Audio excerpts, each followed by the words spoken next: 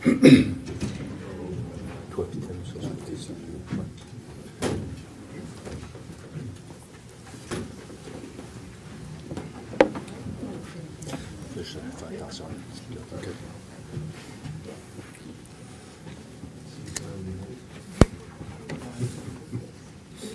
morning, bonjour.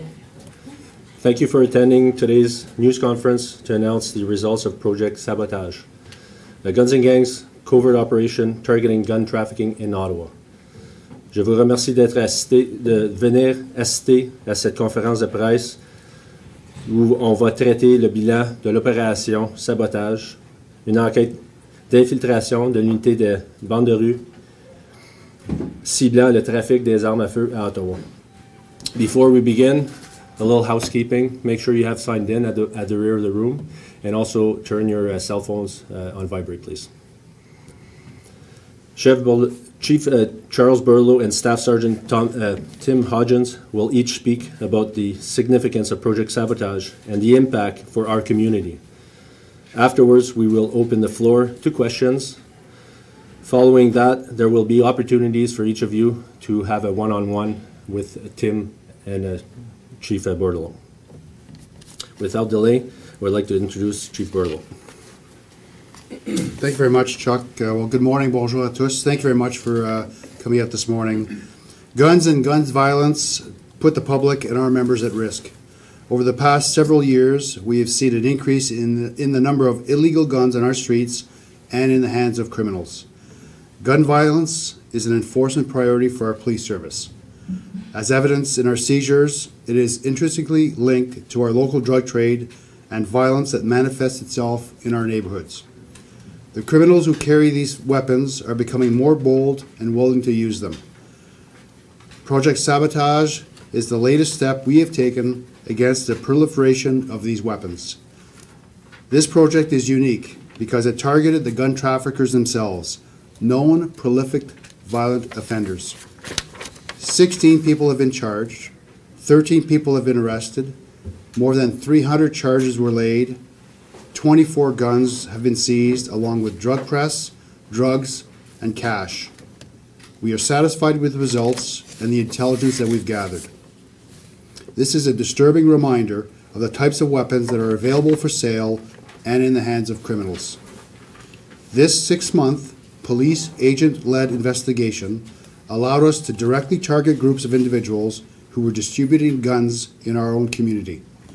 These are significant arrests that have led to the disruption of several criminal networks. Thank you to the investigators from the Guns and Gangs section, our drug unit, the intelligence squad, and our surveillance unit for the work that they've done on this file. It's excellent police work. And thank you as well to our partners from the Gatineau Police Service, the Sureté du Québec, the RCMP, and the OPP. Their partnership and cooperation was vital to the success of this project. These types of investigations are time-consuming and complex. They are often going on in the background, and we're not able to speak about them until days like today. I want to assure the community, as well as those involved in this type of criminality, that this work will continue. This year, our service has already seized 51 crime guns, not including this project. We have investigated almost 70 shootings. 6 homicides involved firearms, and 25 more people were seriously injured. At least two cases, innocent bystanders were struck. Many of the shooting incidents to date have been directly linked to people involved in violent, organized crime. More and more criminals are arming themselves with firearms to conduct their illegal activities. Some of these people have no hesitation in discharging a firearm in public places for drug trade enforcement or to settle a score with rivals. Gun trafficking and gun violence impacts all of us. This is not only a police issue. This is a community issue. We remain committed to the work of the Ottawa Street Violence and Gang Strategy led by Crime Prevention Ottawa and our 20 other partners. Our part of the strategy is enforcement and proactive initiatives like Project Sabotage, which are exactly what is required. This is an important step, but there's more work to be done. Our investigators and partners will continue to deal with this issue, but we need your help. If you have any information about illegal guns or know someone who is carrying one, please contact us. You can also do that by calling us directly or by calling Crime Stoppers. I'll now make my statement in French. Je vais maintenant faire ma déclaration en français. On le sait bien, les armes à feu et la violence armée présentent un danger pour la population comme pour nos membres. Au fil des dernières années, nous avons constaté une augmentation du nombre d'armes à feu illégales dans nos rues et dans les mains criminelles. La violence armée est une priorité clé en matière d'exécution pour notre service de police.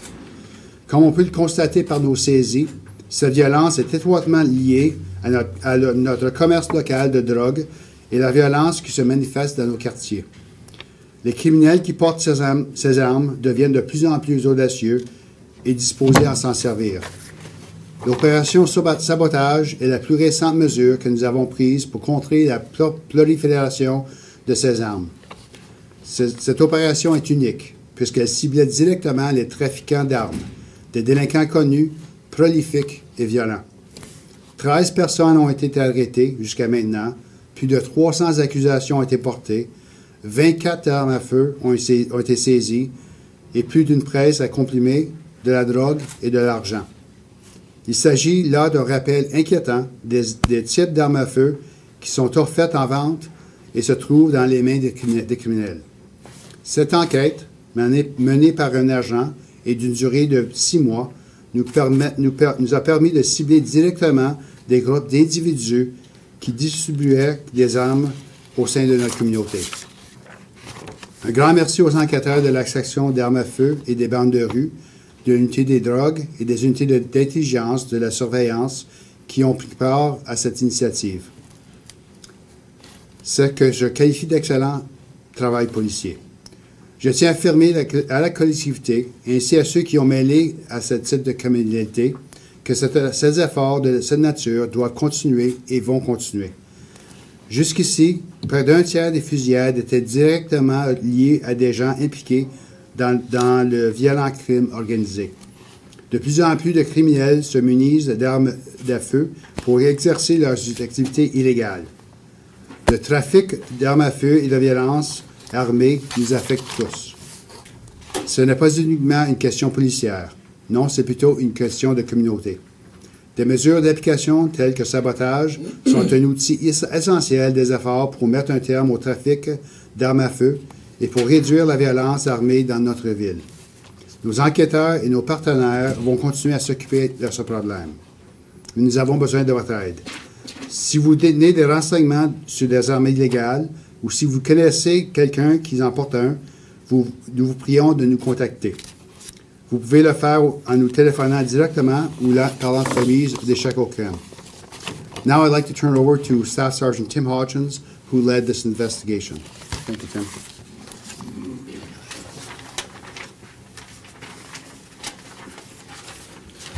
Thank you, Chief, and good morning, everyone. Early Thursday morning, the Ottawa Police Guns and Gangs Unit executed 14 search warrants in the Ottawa area with the assistance of our tactical unit and other investigative sections, as well as the Gatineau Police, the RCMP, and the SQ. These warrants were done as part of Project Sabotage, which began approximately 6 months ago. We took on this project because we saw an opportunity to charge and arrest those individuals responsible for selling illegal guns and drugs on our streets. In all, we have charged 16 people and have arrested 3. There's 3 outstanding warrants. These individuals will face or are facing more than 300 criminal code and drug charges. Project Sabotage follows on the heels of the Ontario Provincial Police's Project Landslide on November 6th of this year, which saw 9 warrants in the Ottawa region with crime guns being seized. As police and law enforcement, we are focused on the issue of illegal guns and the criminals who use them. Project Sabotage is a guns and gangs led investigation and has been a coordinated effort between the Ottawa Police Drug Unit, DART, Intelligence, and Surveillance sections, as well as assistance from other police agencies across the region. Our investigators identified local firearms traffickers, and the investigation included the use of a covert police agent who was instrumental in the project's success. We have purchased guns, drugs, and have charged those individuals responsible with trafficking of those items. As the Chief mentioned, what's important here, the project demonstrated the access to illegal firearms in our city, and those firearms can range from handguns and semi-automatic weapons.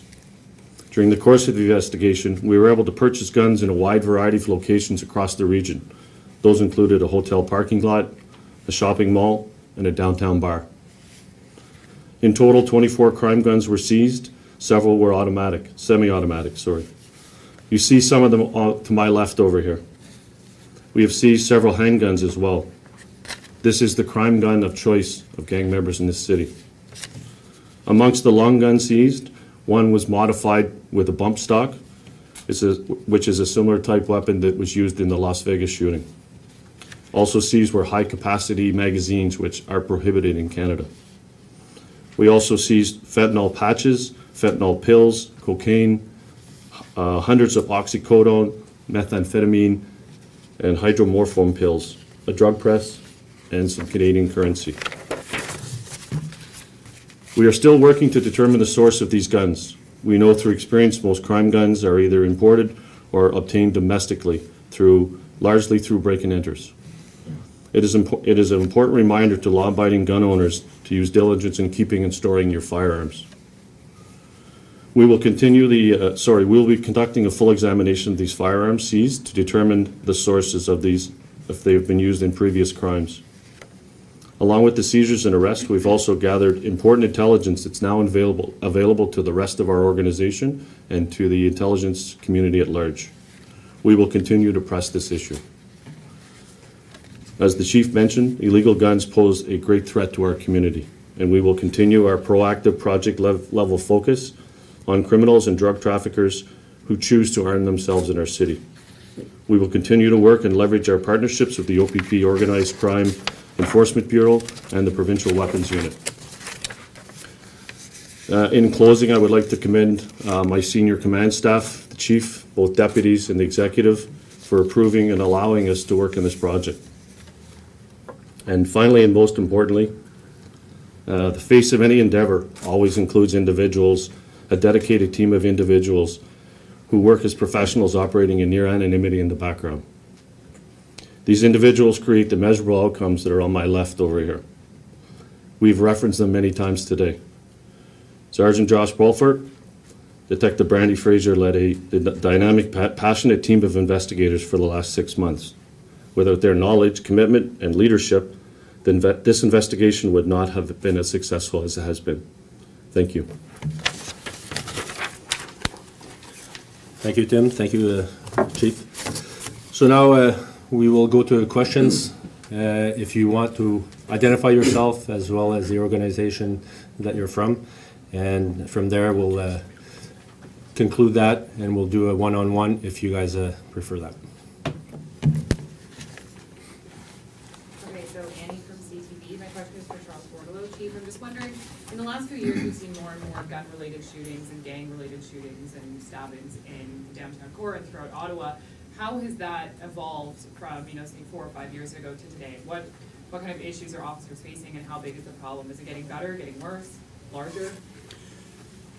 I think it's safe to say that in every large urban centre across Canada, we're seeing the proliferation of firearms and knives, and the quicker use of those weapons with gang members and those involved in crime, criminal activity in the drug trade. So that's why I think it's important that projects like Sabotage, where 24 firearms in 6 months were purchased and taken off our streets. This is the largest seizure that we've had in recent history with the Ottawa Police Service, and I think it shows the importance of the work that our officers are doing out there. Guns out there pose a safety risk for our members, and they pose a safety risk for the community. That's why we do projects like Sabotage, and that we will continue to do this. And we've got 16 people that are facing serious charges, and hopefully the courts will hold them accountable and put them in jail for a long time, because they're out there posing a serious risk to our community, and that's why we targeted them in this project. And as a follow-up, where are the criminals getting most of these guns? Are they coming in from the United States, coming in from online? Where are they getting them, and how are they able to access them through as Staff Hodgson says, historically we see a 60-40 split where 60% of the guns are coming from the United States into Canada.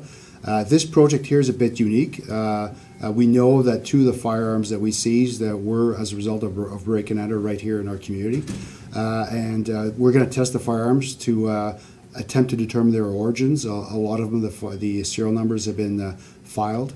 But the indication is that there's a larger percentage of these firearms that we've seized that have come actually from our own communities and from Canada as opposed to the traditional 60-40 split. Jason White, 1310 Use. Chief, you mentioned, or the gun with the bump stock modification was mentioned. How concerning is that there's a gun like that in Ottawa? And I'm wondering if you have ever seized one like this before in Ottawa. So I'll answer that question. Sure. So it is very disturbing to find a weapon of this style in the city. This weapon was made for us during the investigation.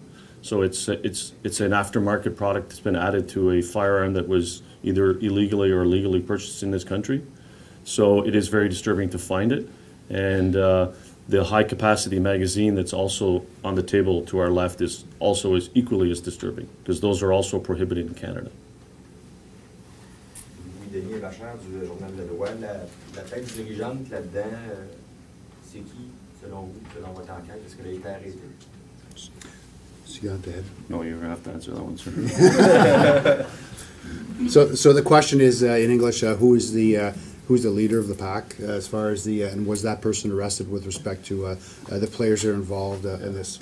So there are 16 people charged in this investigation. There are no defined leaders in that group. They're all involved in either the illicit trade of firearms or drugs, and they all have associations within their own networks. Okay, what's the link with the Super 81 vest? So that's is it linked to the Hells Angels directly, or? So one of the charged persons is an identified hang-around of the Red Devils Motorcycle Club, which is a puppet club to the Hells Angels. So we've got the lower end of the spectrum in relation to organized motorcycle gangs. So it's an amalgamation of sort of Hells Angels and other street gangs? There's a loose association there, but there's no direct link other than the person that we charged.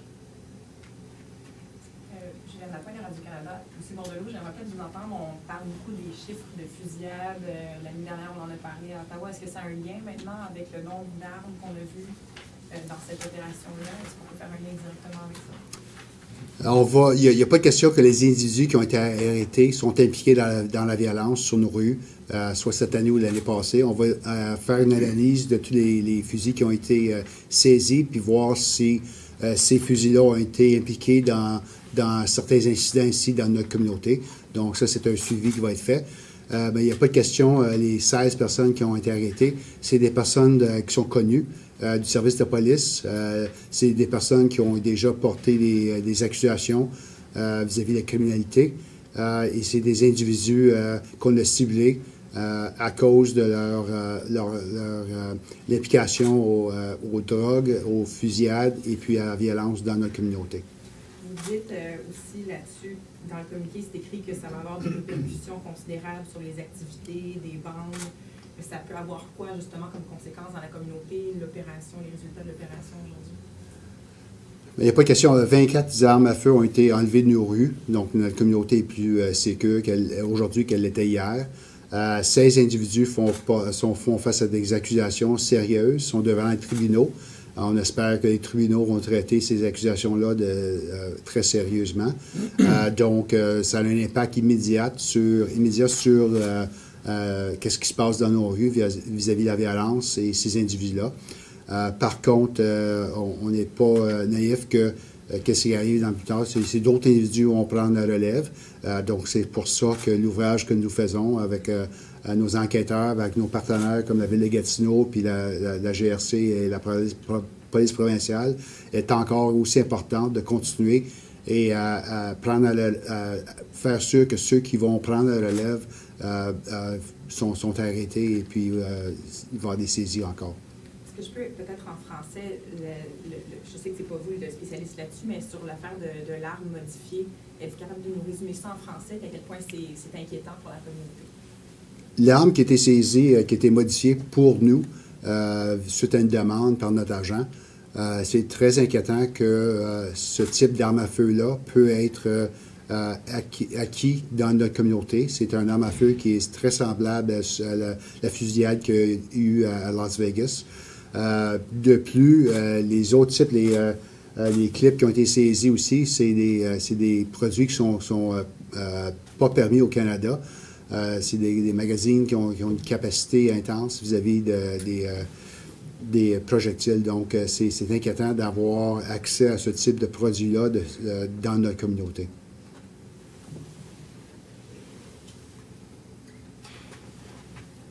Any other questions? Shami?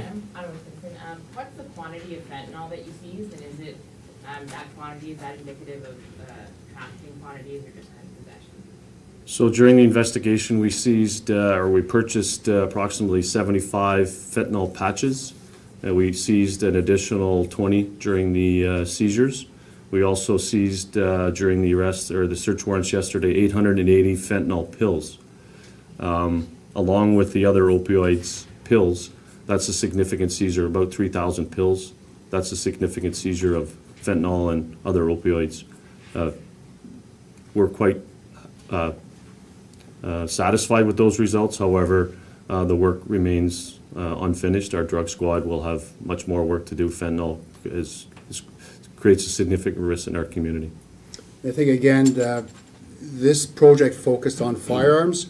The drugs that were seized were a byproduct of the investigation. So I think if we look at other projects that we've done with respect to focusing on drugs, we've seized some firearms, but this was the reverse, and we targeted the gun traffickers this time. And but I think it clearly shows the link between the drug trade and the weapons and the violence associated with it. Any more questions? So this would conclude the news conference. Thank you for attending. If you are looking for a one-on-one interview with a chief or Staff Sergeant Tim Hodgins, please come forward and we'll make it happen. Thank you.